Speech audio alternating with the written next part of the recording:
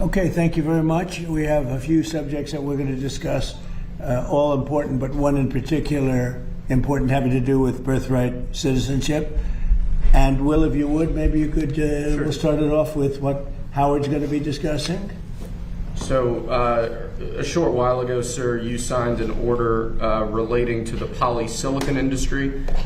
This is a series of trade and tariff actions under Section 232 intended to ensure that domestic polysilicon manufacturing is properly supported and protected from overseas dumping and offshore threats. Howard can speak more to the details, but polysilicon is incredibly important in the chip-making industry and a number of other industries as well.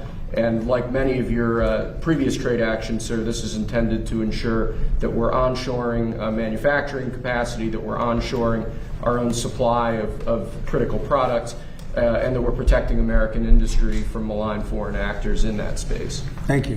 So polysilicon is sort of the foundational product that makes silicon wafers that become the AI chips and the chips that are in our phones and everything. So the president's policies have brought 50% of production into America. But we need the foundational products made here. Otherwise, we're making the products here, but we need the supply chain here. So this will bring the supply chain here. We're setting prices so that the Chinese can't dump anymore, and we're setting tariffs to say build it here. We've got the industry here. It's too small, and it's going to explode under your leadership. And we're having massive numbers of, I guess you'd call them factories or plants built having to do with the manufacturing of chips, more than we've ever had before. Intel, we're very proud of. They've done incredible. They've really been an incredible company. But we're doing some unbelievable business. Chips will have a big percentage of the chip business by the time I leave office, which could be a long time. Who knows? But it could also be fairly quick. They say 2.5 years. We're going to find out. But I just want to say that it's an honor to have worked with a very smart group of people, and we're bringing the chip business back into the United States in a very big way. Jameson, do you have anything to say about that? Sir, I think you need to put this in the context of everything else that's happening. Manufacturing productivity is the highest it's been in years. We haven't seen any growth like this for forever. Under President Biden, the last part of his presidency, he lost 220,000 manufacturing jobs. The president has stabilized this. Now the manufacturing jobs are going up. So all of these indicators on manufacturing are happening, and it's because of tariffs, it's because of trade actions, it's because of the investment credits you've given people, the tax credits, everything you're doing, the energy policy, all of it is bringing manufacturing back here, protecting American workers and American jobs. Well, tariffs are bringing us hundreds of billions of dollars worth of dollars. I mean, just money, the money that we've never seen anything like it, with no inflation. By the way, everyone said, oh, there'll be inflation. We have very low inflation. We brought inflation way down.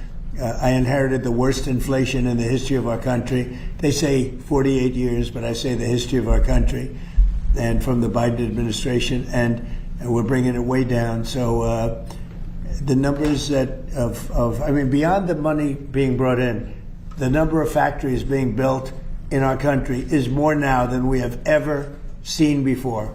There's never been anything like it, and you're going to see the results, and you're seeing the results already in construction jobs because they're being built all over the country. But in another year, as they start to open, there's never been, we call it the golden age of America, and that's what it is. Now, if we could talk, Steve, maybe you could discuss what we're dealing with on birthright citizenship. We had a very unfortunate decision in the Supreme Court concerning birthright. It was close, but a very, very unfortunate decision. So we're making adjustments because it's very unfair. This was done for a different reason. This was done right after the Civil War. This was for the babies of slaves. And what's happening now, people are building businesses around it. From wealthy people are building businesses around birthright citizenship. That's not the way it was supposed to work. It's a disgrace. They're buying their way in. And we're not going to let it happen. So, Steve, if you will, please. Yes, so today the President signed these two executive orders here relating to birthright citizenship and birth tourism. As the President mentioned, the 14th Amendment was passed exclusively in the aftermath of the Civil War so to ensure that the children of slaves would be citizens. It had no other meaning and purpose outside of that. And that's been clear, obviously, since the day that it was passed. You can go back and you can read the congressional debates. This is not something that's even seriously contested by anybody. The president is using his authority as commander-in-chief to sign first an executive order using the new ruling the Supreme Court issued to expand the definitions of people who are ineligible for birthright citizenship. That includes, for example, alien enemies of the United States, members of foreign terrorist organizations, and large categories of people who lobby and act on behalf of foreign governments. And so with taking this action, it ensures that large numbers of people who wrongly would be getting birthright citizenship will no longer be eligible for those benefits. The second action that he's taking, which is especially historic, is for the first time ever in American history to ban birth tourism. So I want you to really let that sink in. This has been something that people have talked about not only for years, but for decades. The idea that people come here pretending to be a tourist, pretending to be a visitor, saying they want to go to Disneyland, they want to go visit a monument or go to a national park, but the real reason they're here is to have a child, to make that child an automatic citizen, leave our country, and then have a U.S. citizen child. It gives them access under this broken system to welfare benefits, ultimately to the voting booth, and all the other rights and privileges that belong solely to Americans. So that practice of birth tourism is, as of the signing of this order, hereby banned. And what that means is that no one in the world is any more allowed to obtain a visa for this fraudulent purpose. It is probably, and President Trump has done many historic things on immigration, too many to list now, sealed the southern border shut, record deportations, record integrity, stopping foreign terrorist entry, record reduction in drug seizures, dismantling criminal cartels, dismantling the gangs, right? Everything he's done that has been so unprecedented. I would put this in the top 3 in terms of importance because it ends what has been one of the gravest and most egregious abuses of the American system, and it keeps American citizenship sacred. Thank you. Okay. Mr. President? Big stuff. That's a big deal. Mr. President? Thank you. On the birth tourism executive order, what are the plans for enforcement in terms of cracking down on birth tourism? Hotels is common in parts of California. Very big crackdowns, and this will give us the right to do it in a much more forceful manner. But they've taken birthright citizenship and they've made a joke out of it, and we're actually the only country of size, I think just about the only country, period, that does birthright citizenship. I thought we were going to win it at the Supreme Court. Unfortunately, we had a bad decision, very unfair decision. Our country suffers because of it, and we're ending it a different way. Mr. President, at the Supreme Court, John Sauer, the Solicitor General, did not have an answer as to how many individuals take advantage of birth tourism. Is there a number that you can I'll tell cite? you right now, hundreds of thousands, okay? Hundreds of thousands. You have one man came in with a family, said he had 56 children. Another one came in, they said they had 98 children. This was not what it was for. This was meant for the babies of slaves. It was right after 1 week or 2 weeks after the Civil War ended. This wasn't for wealthy multi-millionaires, billionaires coming in and bringing 15, 20, 30 children along with them. It's become a big business, and we're ending that business, please. What makes you confident, Mr. President, that this will pass constitutional muster? I think it will. I think, in fact, I asked a very talented person named Will Scharf, who's standing right behind me. Do you want to discuss that, Will? You felt pretty strongly about it. The law is absolutely clear. What we're talking about, as Stephen said, with respect to birth tourism, something that used to happen incidentally, where somebody who happened to be on vacation here went into labor early and had a baby. This was sort of a relatively small problem. What we've seen in recent years, though, is organized rings, at times criminal rings, setting up a system whereby tens, hundreds, thousands, tens of thousands of people can come to this country in an organized fashion and give birth here purely for the sake of obtaining birthright citizenship. This order takes a number of different actions intended to combat those sorts of organized practices. We look very heavily at denying visas to people that we have reason to believe are coming here for that purpose. visas both for putative parents, but also for the people organizing these rings. There's also obviously a law enforcement component. We'll have a full fact sheet released on this soon, but what we're doing is taking legally validated means that are clearly within our disposal and targeting them square on to this birth tourism industry. There's absolutely nothing in here that runs afoul of any of the Supreme Court's opinions on the subject. This is frankly, it's action that's overdue, and I'm thankful that President Trump is finally taking decisive action to combat this issue of birth tourism now that it's been queued up in the way that it has as a result of the Supreme Court's opinion. This should have been done a long time ago. This should have happened years ago, but we're taking care of it now, please. Amy, can you help us understand how you distinguish between a tourist and a birth tourist? Well, I'll let you discuss it, please. Yes, happy to. And so, by the way, that's an excellent presentation. Thank you, Stephen.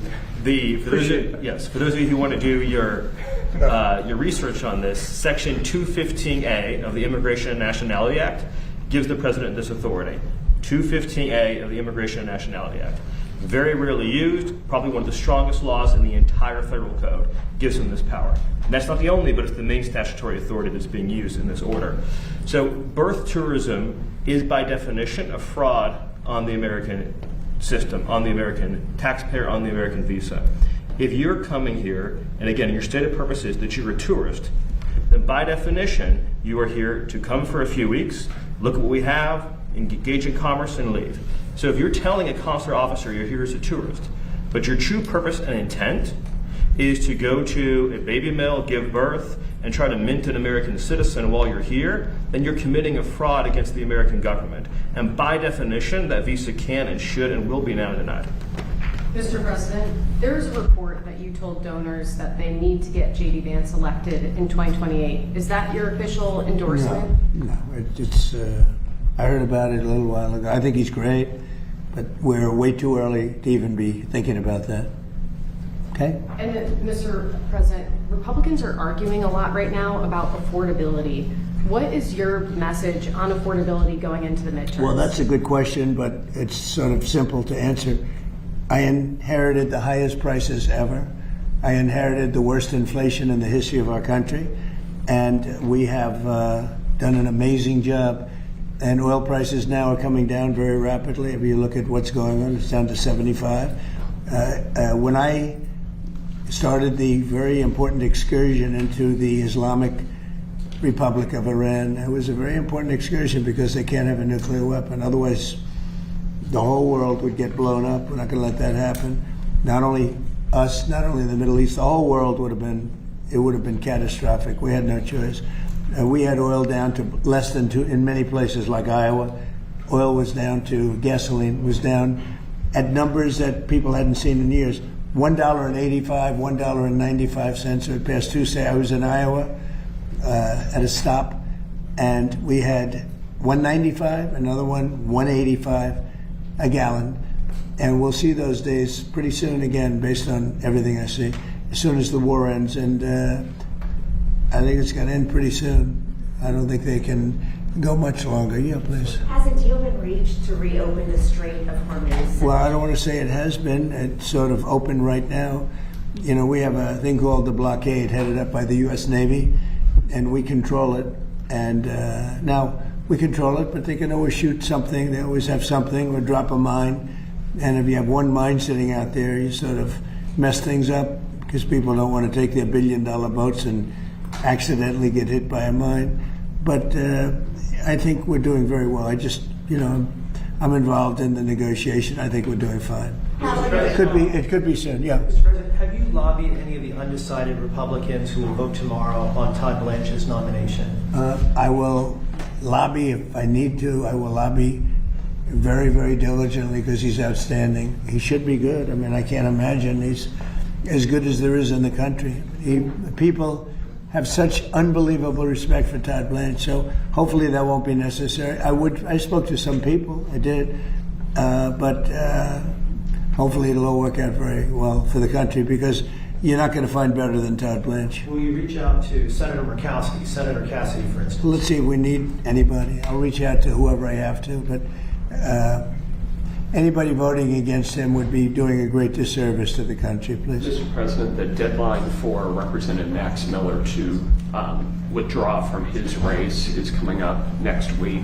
Do you believe he should withdraw at this point? Well, I'm not going to get involved in that. It's a very sad situation, and I know Max very well, but it's very, very sad that a situation like that takes place. Yeah. Do you think the DOJ should prosecute Dr. Fauci?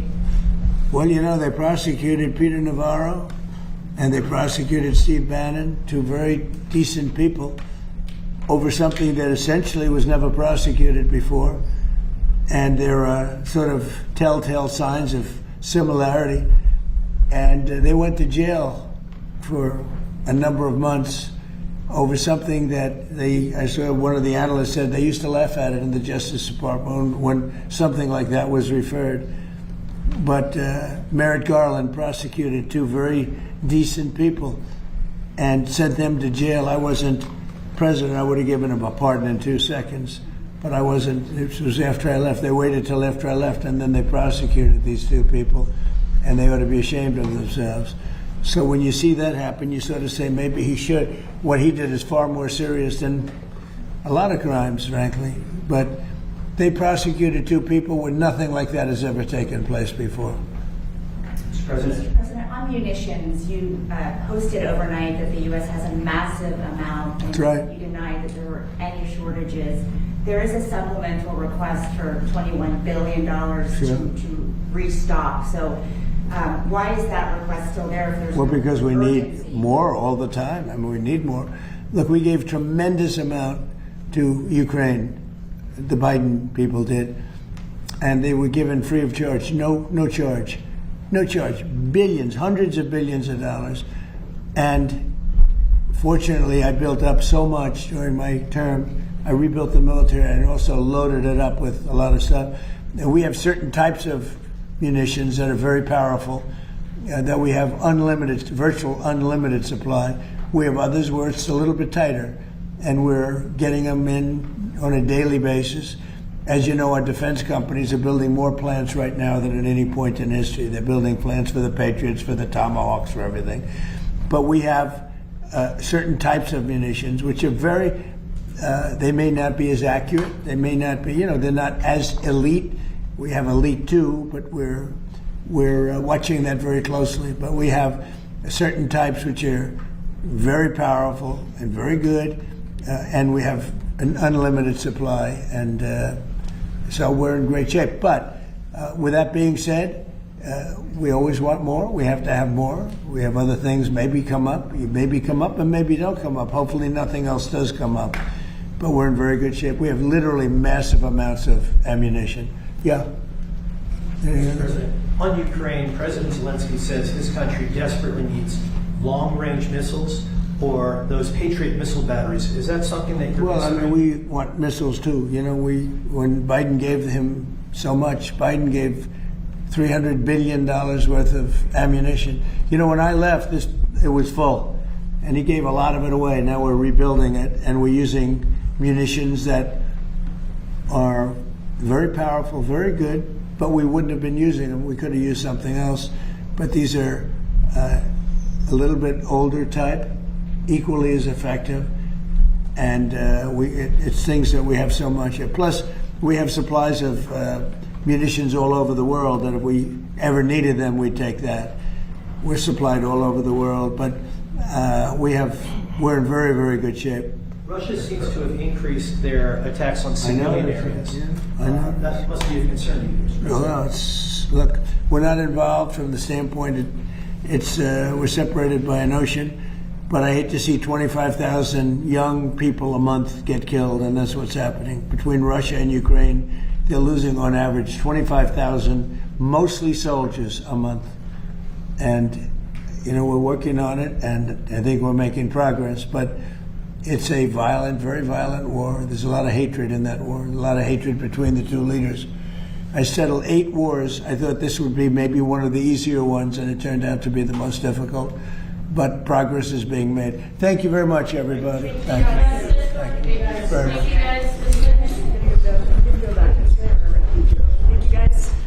you guys. Keep going. want to get